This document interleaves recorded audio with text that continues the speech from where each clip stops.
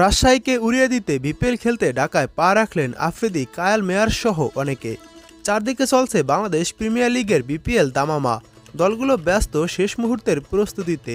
গত শুক্রবার থেকে রাজধানীর পুনেরগাঁওতে নিজেদের প্রস্তুতি শুরু করেছে বর্তমান চ্যাম্পিয়ন ফরচুন বরিশাল। এরই মধ্যে আসতে শুরু করেছে দলটির বিদেশি ক্রিকেটাররাও। শুক্রবার রাতেই দলটির সঙ্গে যোগ দিয়েছেন এবারের আসরের অন্যতম দুই তারকা শাহিনশাহ আফ্রিদি ও কায়াল মেয়ার্স। তাদের ঢাকায় পৌঁছানোর খবরটি নিশ্চিত করেছেন ফরচুন বরিশালের অফিসিয়াল ফেসবুক পেজ। এদিকে মোহাম্মদ নবী ও ফাহিম আশরাফ ইতিমধ্যে দলটির সঙ্গে যোগ দিয়েছেন এবং জাহাদাত খানও এসে গেছেন। শনিবার যোগ দেওয়ার কথা আছে আরও কয়েকজন ক্রিকেটারের। মোহাম্মদ নবী পুনেরগাঁওতে অনুশীলনও সেরেছেন। ব্যাটিং বোলিং অনুশীলন সবই করেছেন তিনি।